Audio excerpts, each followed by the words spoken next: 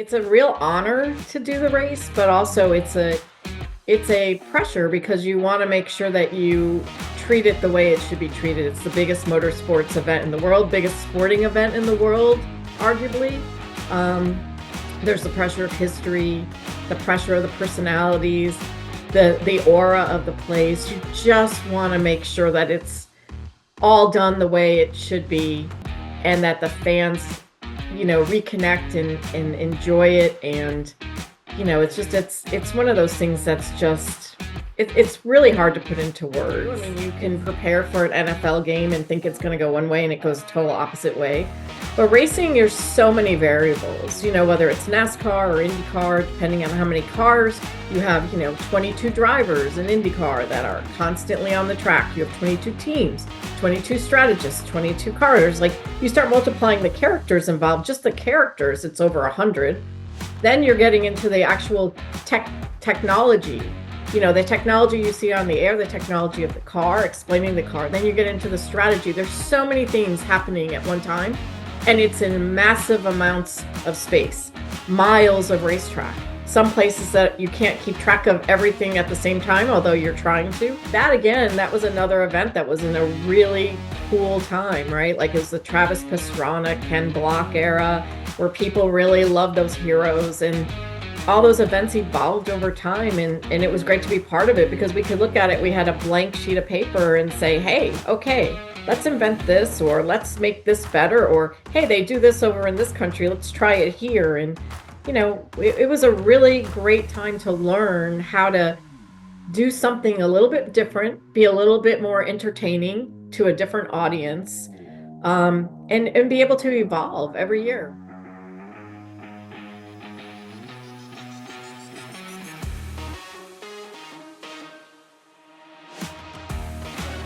Hi, this is Pam Miller, and this is Cars and Culture with Jason Stein. What an honor to have a TV producer, a sports TV producer, say those words. But not only that, she's a trailblazer. She's a documentarian. She makes movies. She will be at the Indy 500 for Fox in 2025, and I'm honored to have her on the program. Pam, welcome in. Thank you. Thanks for having me.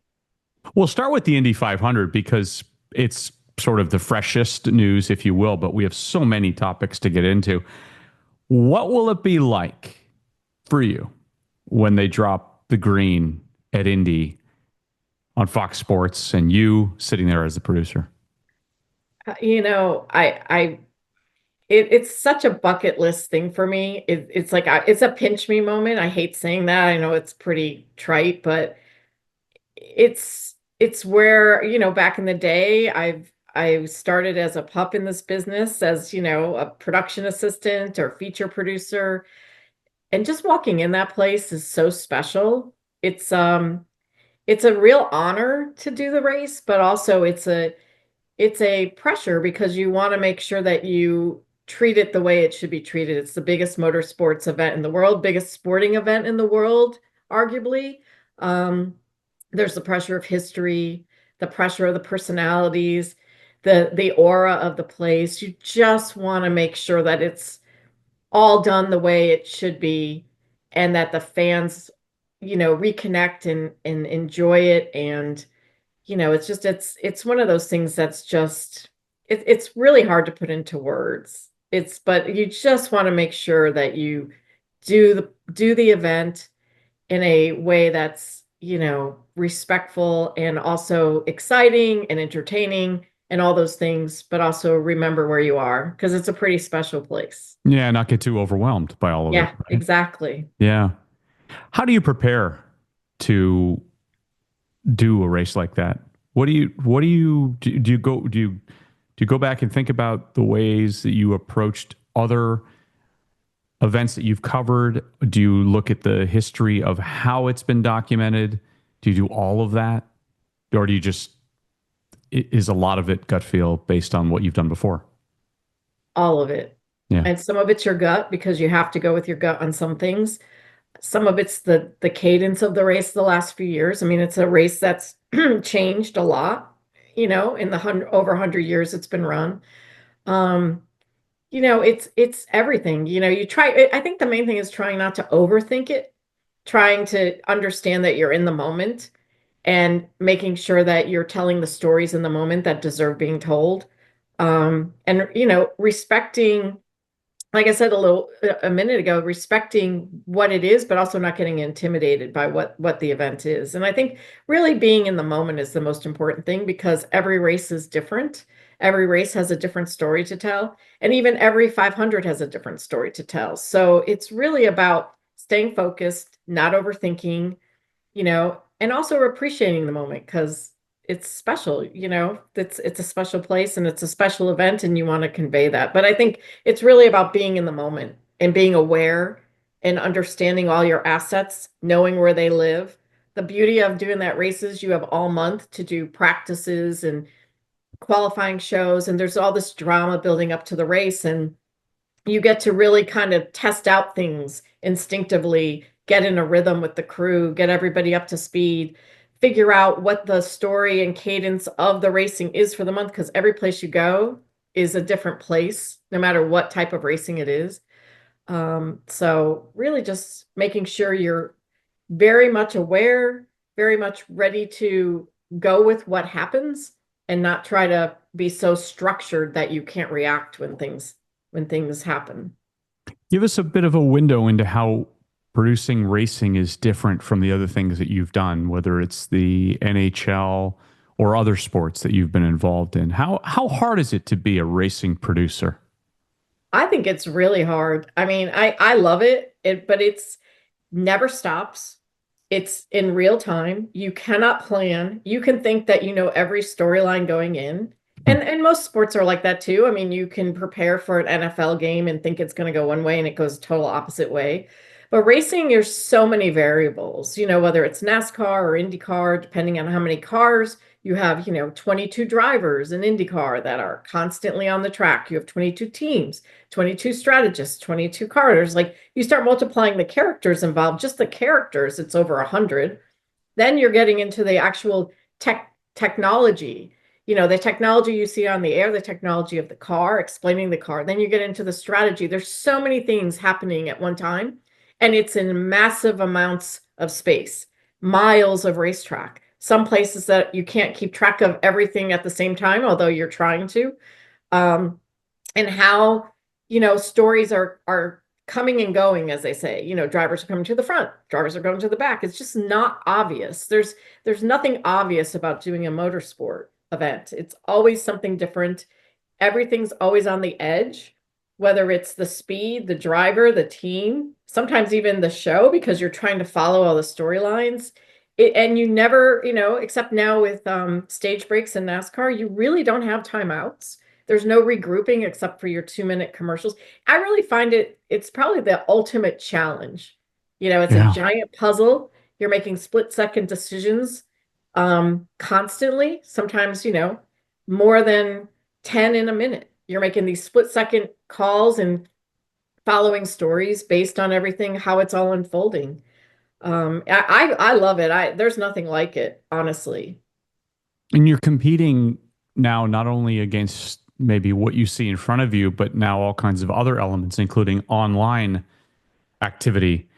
Now, as you know, in examples of sports and football, there are now multiple channels showing the same game, but with different feeds. In the case of Monday Night Football and what the Manning cast has done, so it's no longer, Pam, the setup with a few cameras, right? From my vantage point, it's wildly complex. Do I have that right? Yeah, because everybody wants a different peek, behind the curtain, wants Right. to know more about the car, more about the driver, more about the technology, more about what's going into the strategy. I mean, but the interesting thing about racing is where you have, you know, 10 NFL games on a Sunday happening at one time or within a few hours of each other. You have one race. You have either an IndyCar race at a certain time, a NASCAR race at a certain time, a Formula One race at a certain time. And all weekend your playing field's the same group of people.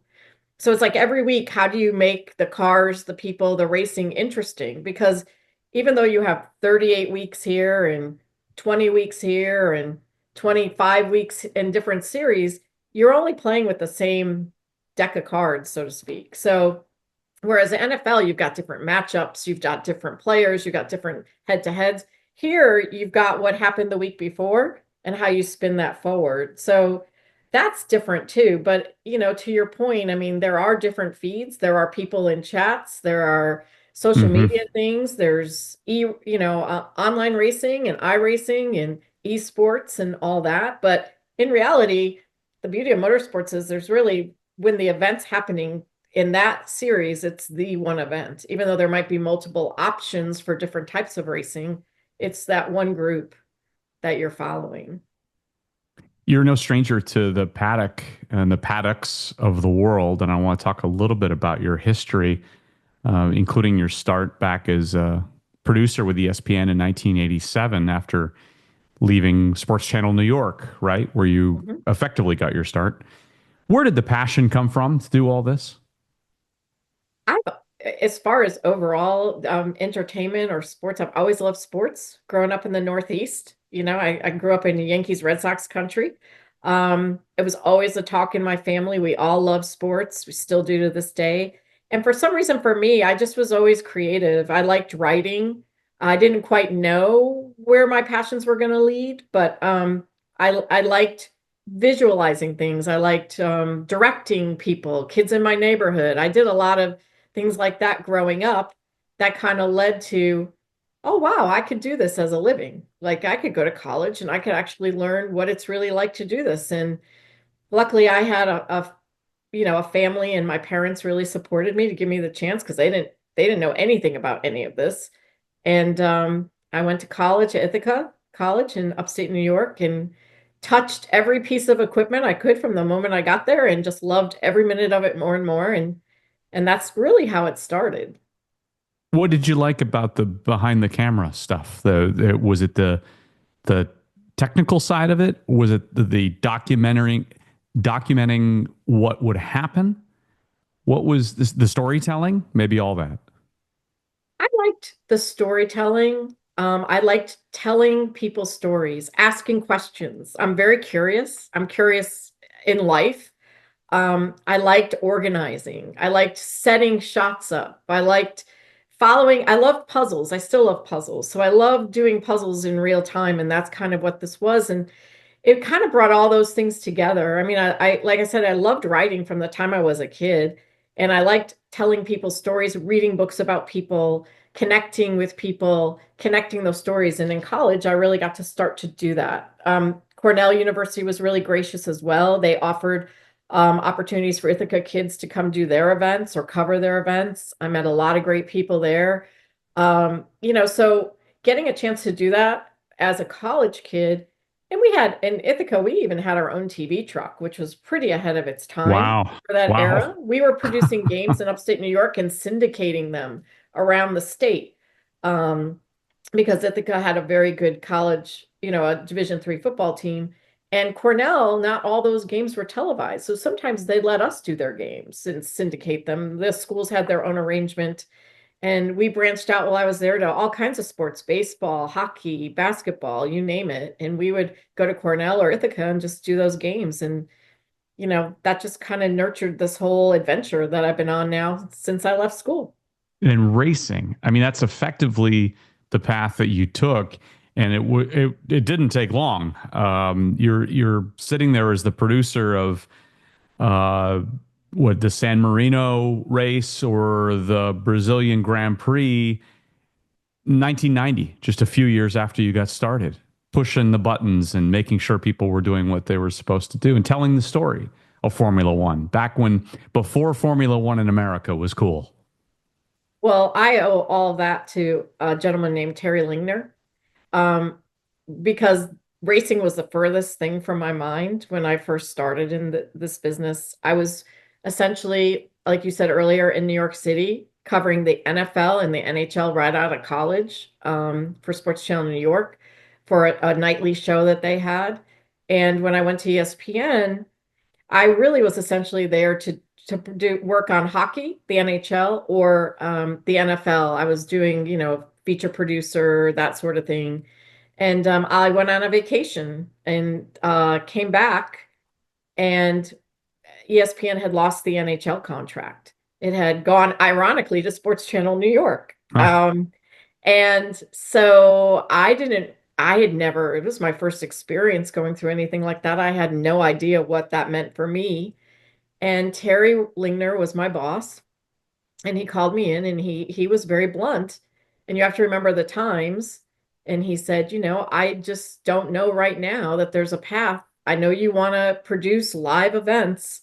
I just don't know there's a path right now. I just don't know how you would do that in stick and ball, because you have to remember back then ESPN was very small, like maybe 10 producers, like it was very small.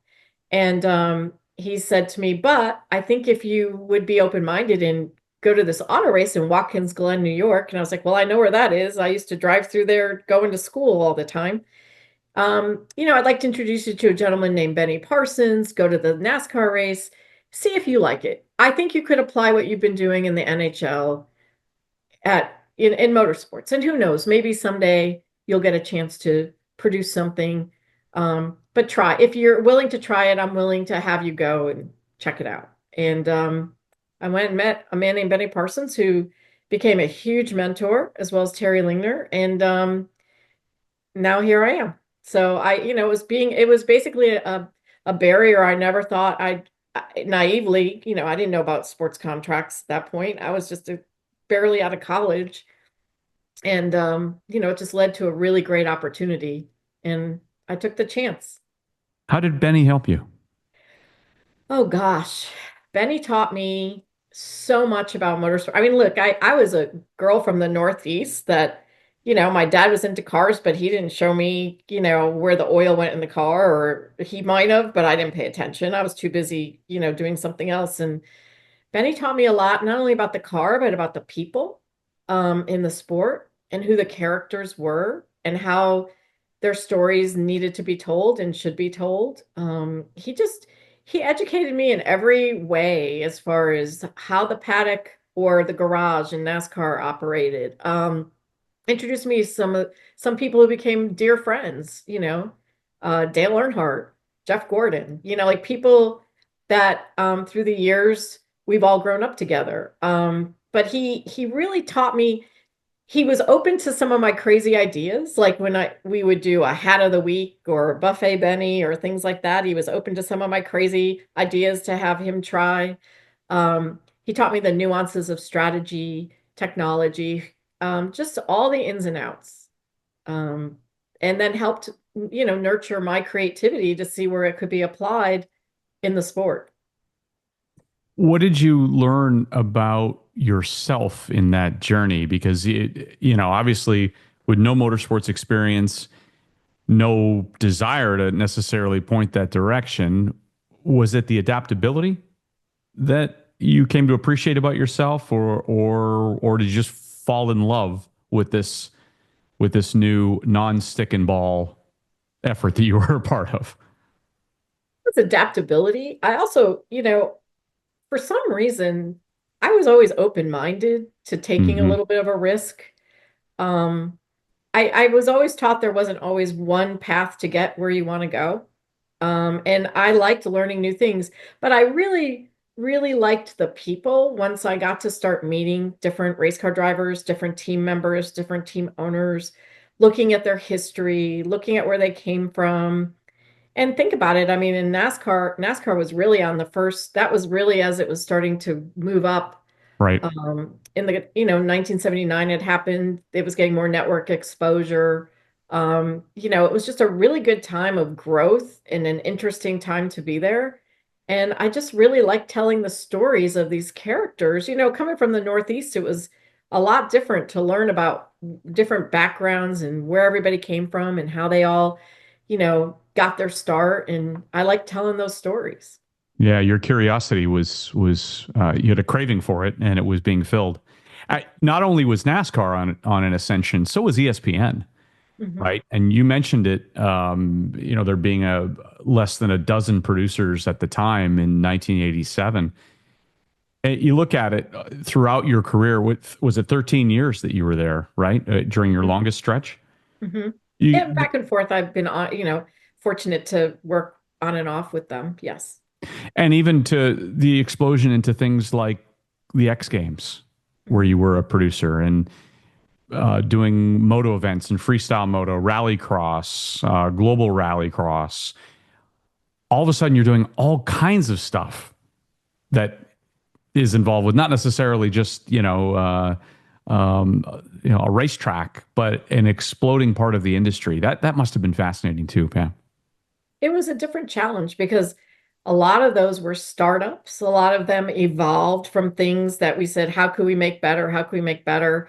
Open-mindedness of discussing among different stakeholders in those events, whether it was ESPN, X Games, Supermoto, the Moto X guys. How can we make it better? How can we make it more interesting for the fans? And that again, that was another event that was in a really cool time, right? Like it was the Travis Pastrana, Ken Block era where people really loved those heroes and all those events evolved over time and it was great to be part of it because we could look at it, we had a blank sheet of paper and say, hey, okay, let's invent this or let's make this better or hey, they do this over in this country, let's try it here. And it was a really great time to learn how to do something a little bit different, be a little bit more entertaining to a different audience, and be able to evolve every year and get to to bring it to a different place, where now some of those events influence events that you see now,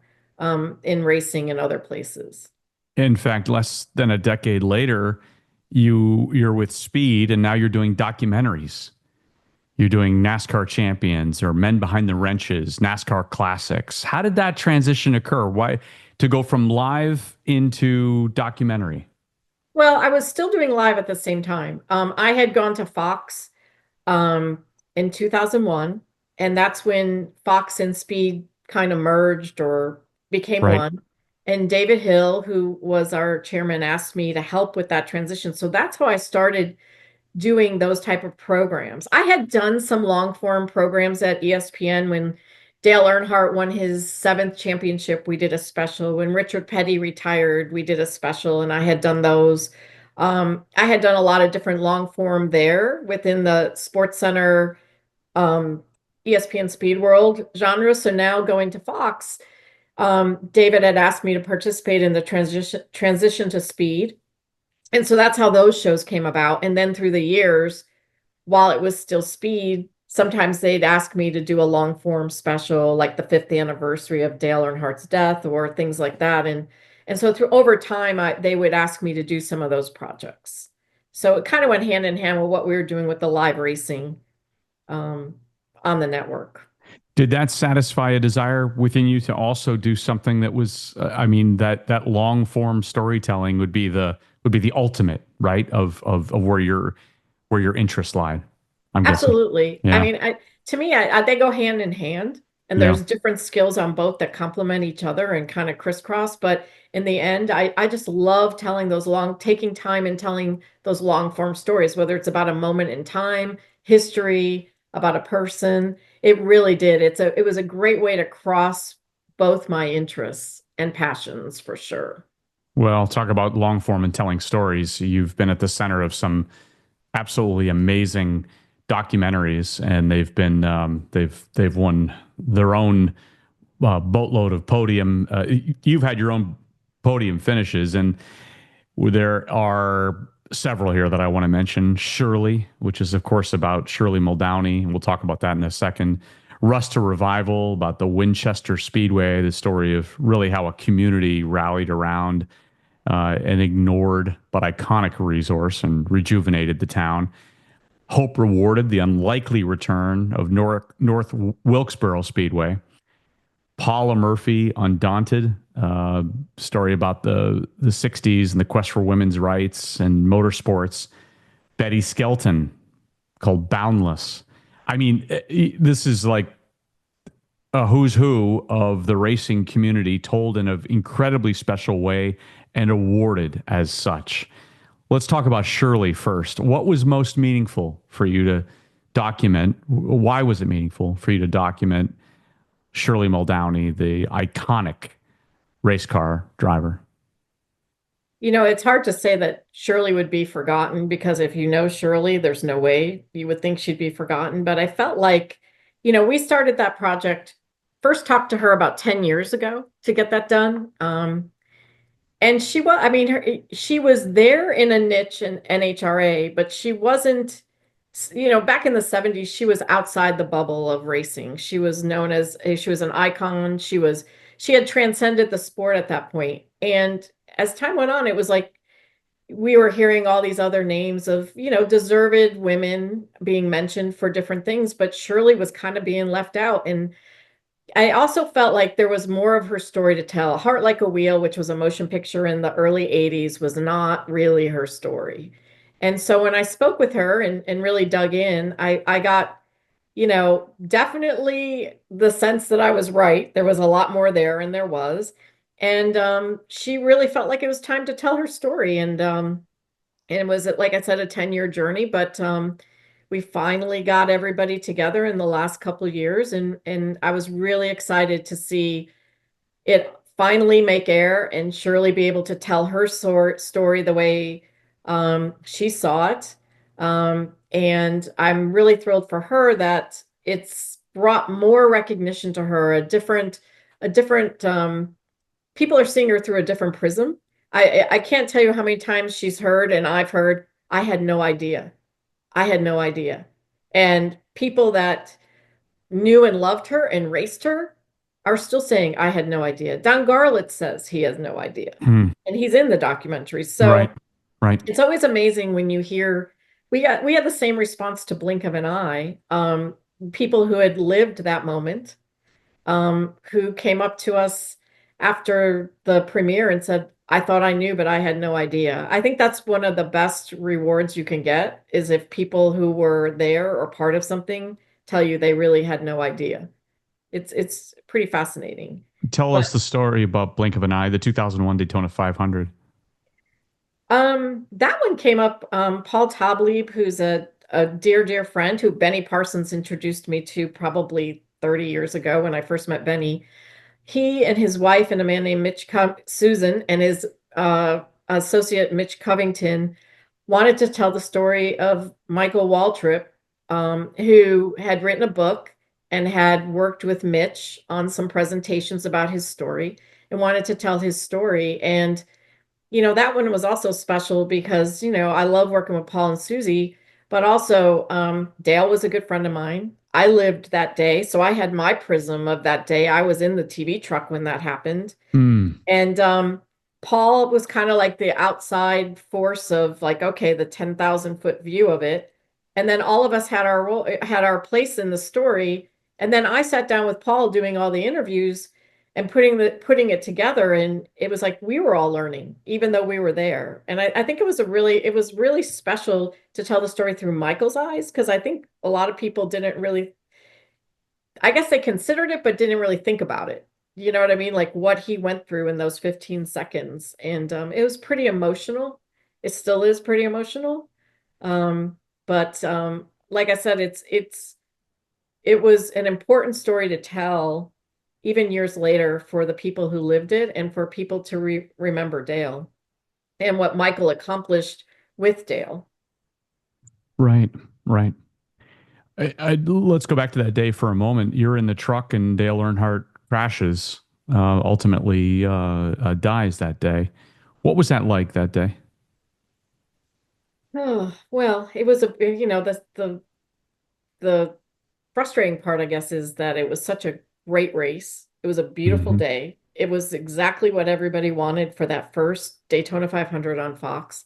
Um, But, we were all excited because Michael was coming around the corner, Daryl was in the booth, the whole scenario. And when you Yep. saw the crash, at first you didn't think about it, but remember that was like the culmination of a bunch of crashes like that without soft walls and without some of the safety things that came into play. So you weren't really sure at first, like you're paying attention to Michael crossing the line. But then you're kind of like my eyes, because at that point I was the pit producer. So my eyes go instantly to where Dale's crashes because I have to cover that story. Yes, I have to send reporters to go to Victory Lane, but in that role that day, I also have to manage all the pit reporters. Where are they going? Is who's going to the hospital? Who's going to get second place? Who's going to get, the reaction of everybody who was in the crash or find Dale for a reaction. So that's sort of my role. So as you know, I'm looking at the signals through the monitor. I see Ken Schrader, I see all the things that are going on, and I'm like, this isn't looking very good. Like it kind of is hitting me. And of course, a lot of people in the truck were new to the sport because it was a new network and they hadn't been through that.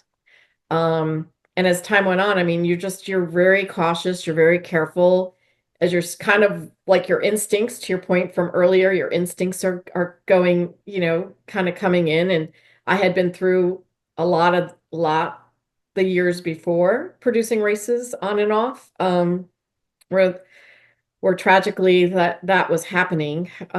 So your instincts just kind of kick in, you're very careful, you don't speculate. And you have to start again using your experience to tell stories in a way that you can make sure you're prepared, but you don't know for sure, so you can't really report anything, and you just sort of follow the pictures and follow the story. But it was, it's hard to describe it unless you're there, but it was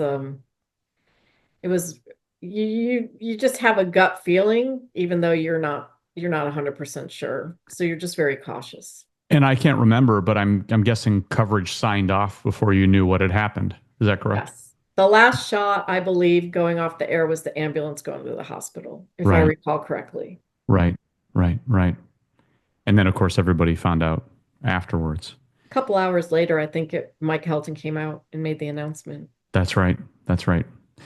So, blink of an eye, which, by the way, won the 2020 grand prize, was a grand prize winner of the International Motor Film Awards. Let's talk about a couple of your other ones. To get into these speedways that are historic, Winchester and Wilkesboro, why do those? Wilkesboro kind of goes back to the Benny Parsons part of my career. Benny, if you watch the story, when Wilkesboro closed at the end of 97, Benny got sick shortly after that, a few years after that. He had always wanted to try to help reopen the speedway. But he got sick, and shortly before he passed away, he gave his widow, Terry, a list of things to accomplish. And number one on the list was reopen North Wilkesboro Speedway. And so as time went on, this place, it had a special place for all of us. When you would go there and do a race, it was just quintessential short track. It was in Benny's hometown. He would have these great events. The people there were wonderful. The racing was, just exactly quintessential NASCAR at that time. It was one of the founding tracks of NASCAR. And arguably one of the places where maybe NASCAR was even formed before they went to the Streamline Hotel. So there's so many reasons. And when SMI and Marcus Smith and his team decided to reopen it, we're like, we have to do the story. We have to tell the story. Again, it impacted a community. I mean, at the height of that race being there in the 90s, they had Lowe's corporate headquarters. They had First Union Bank was headquartered there. They had Tyson Chicken and Tyson Foods headquartered there. All these big corporations were in Wilkes County. They were at the height they were like the fourth economically solid community or county in the state of North Carolina. And the second that race walked out the door, the dates left to go to Texas, and they closed the door, a lot of those corporations left Wilkes County. And now they were like at one point the ranked fourth from the bottom in economic development in the state. So it really hurt the community. There's a promotional value of being on TV twice a year on a network, being part of the sports talk. It hurt the community, and it was all part of bringing back that area, the history of the area, going back to the roots of the sport. And Terry Parsons was a huge part of that story. Not letting that track just rot into the dirt. She made sure that films were brought there to be shot, commercials were shot there. She found uses for that track to keep it economically viable in the state it was in. And to see her rewarded and see Benny's vision rewarded and Junior Johnson's vision rewarded and what the Johnson family was trying to do, I think it was a great honor to be able to tell that story.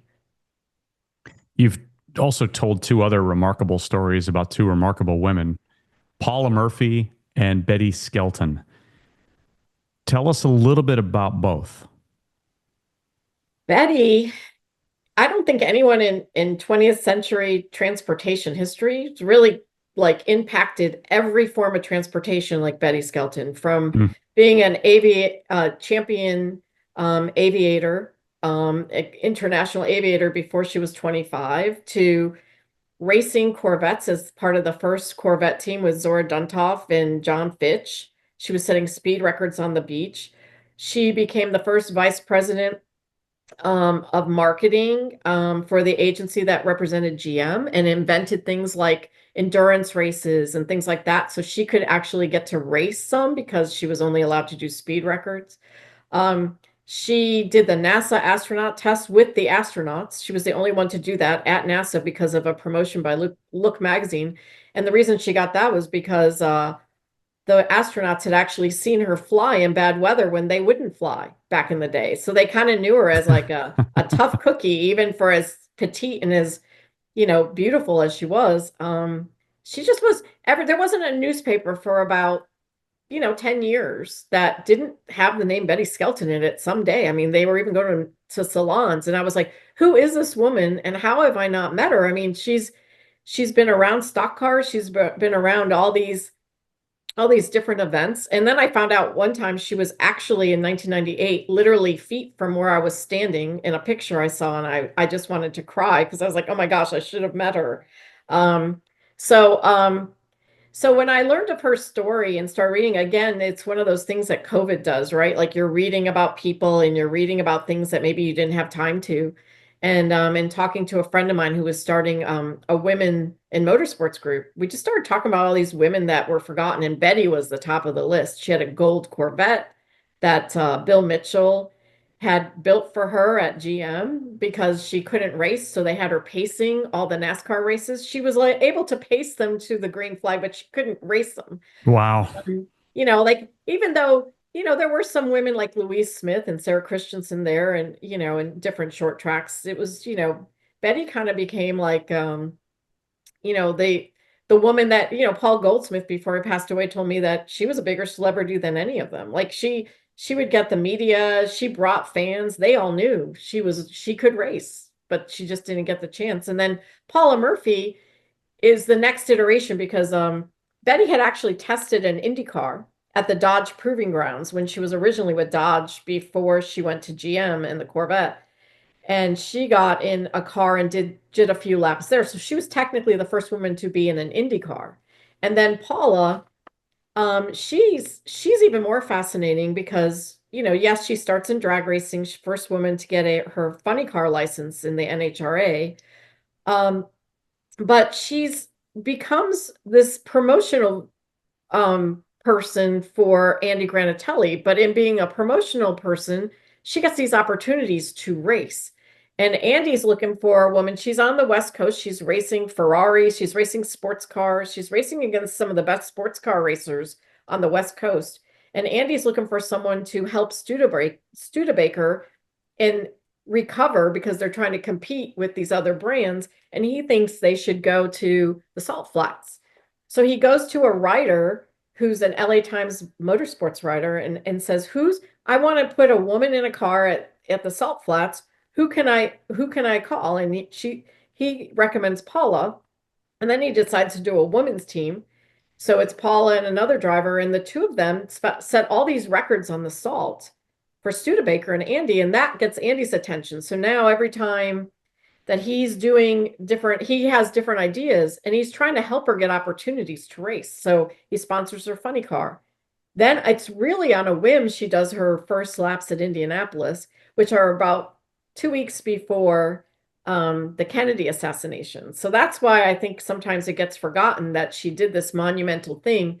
Um, they were there. Andy and she were on some sort of promotional tour. They stopped at the Speedway. There was a test going on, and Eddie Sachs was there. AJ Foyt was there. And if you look at the old film, there it's comical. Like he gets Clarence Cagle and the Holmans to allow her to get in, the Novi, which is a notoriously hard car to race, hard car to even get into gear. She's never seen the car. She's going to get her 4 rookie laps because that's all they're allowed. And she's only got 4 laps with no practice, not even seeing the car before then to actually do pace and prove that. And if she messes it up, no other woman's going to get a chance to do this, because if she wrecks the car, that's it. And when you look at the film, it's comical. Eddie's holding her purse and they're helping her in the car like she's so fragile. And she's like, if you knew Paula, Paula, it was like, just let me get in the darn car, for crying out loud. They're making her put lipstick on before she drives it. And then she does 4 laps. And in Andy's book, he says she went almost 170 miles an hour. She went 168 miles an hour, which was at that time fast enough to, at least be a rookie qualifier at Indy. And she didn't disappoint, and that's how she was when she got in the stock car at Talladega. She had never seen the car. They didn't even have a seat for her. She said at one point she her arm got caught between the seat and the roll bar because her arm was so small, and it was Richard Petty's car, and she's like trying to drive the car on a wet Talladega and go, set these speed records. And she was incredible. There was never a test session for her. Oh, go out to the salt flats in a jet engine, you know, Arfon's car and set a record. But oh, you don't get to see the car. You just have to put a pillow under your seat so you can see above the controls and just go. That's how her life Wow. was. And she Wow. never let anyone down. And if she had messed up at one corner, she would have set women back for years. And I think, when I said that to her, she hadn't really thought about it on that level, I don't think. But I think, before she passed away last year, I think she really realized the doors she opened for women. And this is a time these women are doing things when women weren't allowed in the pits, weren't allowed Right. in the garage, were barely allowed on pit road. They were bad luck. They were seen as bad luck. And to have the guts to do it, she was definitely female Evel Knievel. I mean, she had the guts to go out there and do what she did. So, Paula Murphy, Undaunted, and Betty Skelton, Boundless. Both documentaries have won numerous awards. So you can check those out. Primarily on YouTube, correct, Pam? right now, or I believe on demand, Fox Sports on Demand. You Okay. can get them there too. Final few minutes that we have, you're working with a cast of characters. One gentleman was on the show recently. The other one was on a few years ago, Danny Sullivan and Tony Stewart on Racers Roundtable. What's that like? That's pretty amazing. That was brought up in a meeting with Danny and his producing partner and friend Bill Armour, and they had that idea in a drawer for a long time. And when they brought it out and said, "Would you, Mav TV jumped on it," and it's really truly a historic gathering of motorsports personalities that had never been done before. Generations, genres, some of the best characters in the sport, honestly. I mean, the green room was a giant party. And working with Tony and Danny's been great, and Bill and all of them. And nobody knew how it would go. We thought, oh, if we got 12 guys to show up or gals to show up, we'd be okay. And it was an amazingly overwhelming response that we got. We could have gone on for days, honestly. And I think all of us had a really good time. And we heard stories. I mean, as many years as I've been doing this, we've all heard stories none of us had heard before. Even with Mario Andretti, there were different stories that none of us had heard that part of it, or it just seemed like a little wine, a little food, and everybody was kind of comfortable talking. And it's a great time capsule for people to learn about the sport and the true personalities, kind of circling back to where we were earlier in the conversation. That's, telling the story of these personalities in a very unscripted, loose way. so that people, when they hear it, can say exactly what you just said, which is, I've not heard that before. I thought I heard everything, but I haven't heard that before. Yeah. Pam, what are the things that you share maybe with young women who want to get into this industry so that they learn that they want to learn about your success? They want to become successful. What do you learn about your own success? What have you learned that you share with them? Well, the first thing I tell them is take a risk and take the chance if someone offers you something different that wasn't quite in your plan. Because there's not one way to get to the place you want to get to. If I hadn't taken the chance with Terry in my conversation with Terry, I wouldn't be sitting here. I just think there's more than one path. And also, don't be so hard on yourself in the beginning. Like learn from your mistakes, enjoy what you're doing in the moment, but always work hard at doing it and don't burn a bridge because it's a great industry and there's a lot of great people to learn from. And you're not always going to see it the same way or maybe produce it the same way or approach it, but you're always going to learn from that experience in some way. And then ultimately, always collaborate. Collaboration is the best way to succeed. You're going to learn more that way. You're going to become a better producer that way or director that way. And in the end, you will accomplish what your ultimate goal is. And you will tell the story that you want to tell while you're doing it. So that's really in a nutshell what I try to tell young people that, keep your eyes open, your ears open, your heart open, follow your gut, but don't be so stuck on a path that you don't get all those experiences along the way. We are greatly looking forward to Fox's coverage of not only the Indy 500, but the Indy Racing Series and seeing the stamp that Pam Miller puts on that this coming year. Thank you for being on the program. You are a trailblazer, as I said at the open, and you are an inspiration to many. Really wonderful having you with us. Thank you so much. Thank you.